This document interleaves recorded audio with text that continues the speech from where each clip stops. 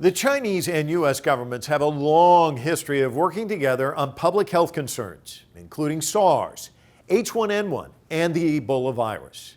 But our next guest says that level of collaboration is lacking in the current COVID-19 pandemic. Can the two countries join together to fight this common threat? I speak with an expert on China-U.S. relations, researcher Cheng Li. Cheng is the director of the John L. Thornton China Center at the U.S.-based research organization, the Brookings Institution. In addition to authoring books and articles on China-U.S. relations, he's also advised U.S. governments, businesses, and nonprofits doing work in China. During the global pandemic, I spoke with Cheng remotely from our offices in Washington, D.C. So how does China view Biden and his government, and where do they see opportunities where there can be some cooperation? Now, Chinese leaders recognize that the competition will define U.S.-Chinese relations, no matter who occupies the White House. Yet, they believe that the new administrations provide an opportunity to halt, or at the very least, slow the two countries' alarming march to confrontation. Now, certainly Xi Jinping himself knows Biden well. Both leaders, as you said, served as the vice president for 4 or 5 years before now they are in charge. And they met, Biden visited China 4 times, met with Xi Jinping 11 times. I was in 1 or 2 occasions in the State Department, the lunch and etc. So Biden is a leader, does not need his advisors or other people tell him what China looks like. So compared with Donald Trump, was a businessman, Donald Trump's knowledge was China is very, very limited. And also compare even with President Obama, as we know that Obama visited China first year of his presidency, but that was his first visit. But for Biden, he already been in China for 4 times, and when he was a senator, was vice president, and etc. So this is really, in terms of the modern day and the recent, the U.S. president, he probably knows China better than anyone else. So that's very, very important. He put a lot of emphasis on people, people-to-people relations. Now, but on the other hand, the Chinese leadership has a mix of view of the Biden administration as a whole, including both hopes and also doubts. Now, as for hopes, Beijing has been keenly aware of Biden's statements. Let me give you some examples. These statements made during and after the election, such as Biden said Trump's China policy was a failure, so which means that his China approach will be really different. He also said it was Russia, not China, that interfered the U.S. election, which was also reinforced by the newly released U.S. intelligence report. And also his statement, China is not the enemy of the United States. So these really differ profoundly from hawkish of the Trump administration, including Trump himself. I mean, he used the very racial statement, like a Chinese virus or Gong flu and etc. Now, as for the doubts, the Chinese leadership believes that Biden will place emphasis on a U.S.-led international coalition against China. This is different from Trump, really alienated American allies, whether in Europe or Asia. Now, also Biden team will enhance its criticism of China.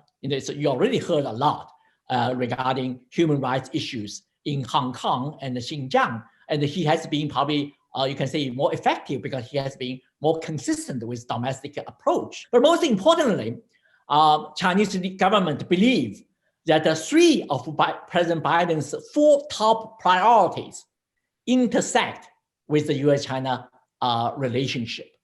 China is interested in cooperating with the United States in combating COVID-19, accelerating economic recovery, and coordinating on climate change. Now, from Beijing's perspective, the Biden administration will achieve these goals faster and more effectively with U.S.-China bilateral cooperation. In his article for Brookings, Cheng says China-U.S. cooperation on the pandemic could happen on multiple fronts, such as increasing data sharing, ramping up COVID-19 vaccine manufacturing, and working together to ensure a more equitable global distribution of vaccines. It's interesting, the former Defense Secretary Ash Carter was asked about China and the United States, the relationship, and he said, compete where you must, but cooperate where you can. And you basically outlined where the U.S. and China can cooperate in an early article for Brookings in March, where you said 10 reasons the U.S. and China should cooperate now to stop the pandemic. It was very thorough. Is that an area of where you can see where these two countries, despite all their differences, where they can actually sit down and make some headway for the good of the world? Oh, absolutely. But this is only one of the several areas, and other could be climate change, educational, culture exchanges, and anti-terrorism, and etc. There has been an absence of governmental cooperation between China, which was first struck by the virus outbreak, and the United States, which has suffered the most infection and the greatest death toll. But as a matter of fact, the US and the Chinese government have a long history of collaborating to combat virtually every global health crisis over the past 4 or 5 decades, now including HIV/AIDS, SARS, avian flu, and Ebola. Now, the official response to COVID-19, therefore, unfortunately, stands out as an exception rather than norm. Now, in contrast, medical experts and scientists in both countries have communicated extensively throughout the COVID-19 crisis. Chinese and American scientists have collaborated on information collection and sharing, joint scholarly articles, and webinars on COVID-19, and the joint research on prevention, vaccine development, and drug treatment. People like, including the chief medical advisor, Anthony Fauci, also participated in this kind of meetings with his Chinese counterpart. Now, as the pandemic entered its second year, with new variants emerging around the world, there's still time for both governments finally come to work together, I hope. Now, the urgent task of bringing the pandemic under control urge both the United States and China to pursue joint efforts.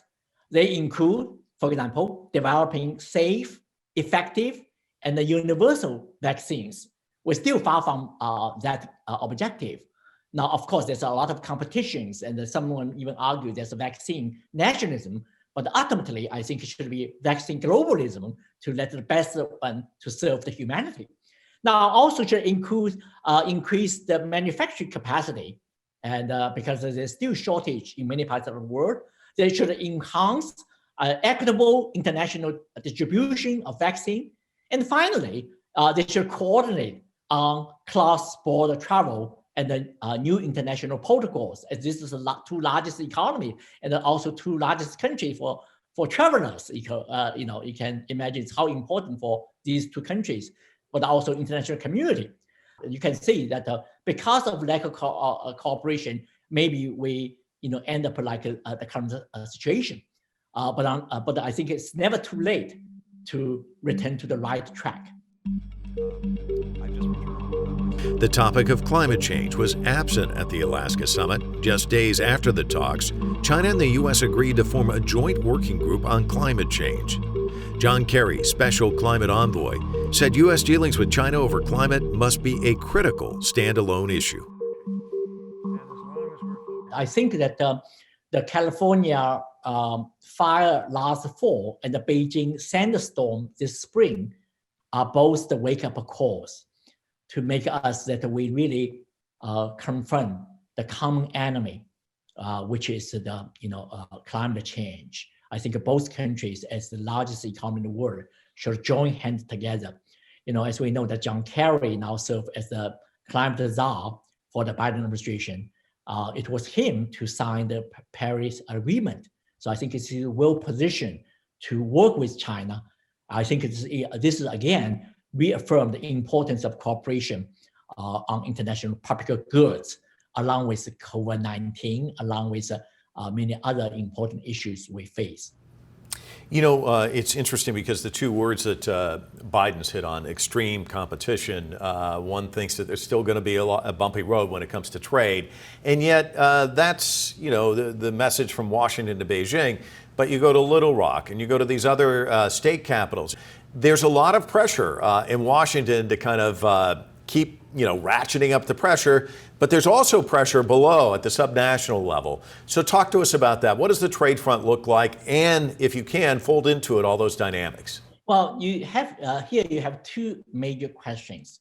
First is Biden's phrase about extreme competition. I still do not know, you know, what it's really referred to. And but the point is, from Chinese perspective, we should, we should have better understanding of the Chinese mindset and their, kind of hedging. Now, Chinese leadership strategy involves hedging its bets on the Biden administration. Now, Beijing believes that China has more leverage in the current global economic landscape. Let me explain with some data. China's GDP growth last year was 3.5%. Much higher than other major economies, which had a negative growth of 4% or far worse. And also, Chinese economy in 2020 was 10% bigger than in 2019, despite COVID-19, hit China. And also, China's GDP is expected to surpass the United States in 2028. According not only to Chinese economists, but also IMF and including some American economists. And also, in the recent two sessions, the Chinese government meeting, China announced its so-called Vision 2035, in which actually, according to that plan, the U.S. economy will likely be only 75% of the Chinese economy if China achieves that goal in 2035. Now, China has become less vulnerable, actually, over the past decade in terms of supply chain rearrangement. China's processing trade exports accounted for 19% of the country's GDP in 2007. Now, it is only 5%. And so this is, in terms of domestic development, a lot of emphasis on domestic, development strategy. But also, China will continue to engage in terms of international, economic cooperation. But the emphasis now is to shifted a little bit to neighboring countries, including regional integration, like signing the ICEP, the Regional Comprehensive Economic Partnership Agreement, arguably the largest trade agreement in history. And also recently, China signed EU investment agreement with EU. Now, also China's reform will accelerate in terms of free trade zones, particularly Hainan Free Trade Port, just recently established. So these are the way to try to continue to maintain the economic investment trade with other countries, particularly with neighboring countries and with EU and etc. Dealing with that kind of challenge, this kind of extreme competition from the U.S. Now, return to your question about the local, the state, and the municipal government. It's very, very important.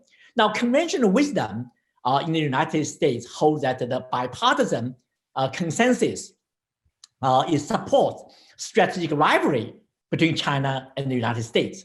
But the local leaders in America are struggling to, salvage the economic, educational, and the cultural ties with China that they have spent decades cultivating for their states and for their cities and their counties. Certainly, Wall Street and the business firms have some concern about Chinese, especially what they call the state capitalism and some kind of intellectual property rights. Some of the concerns are legitimate.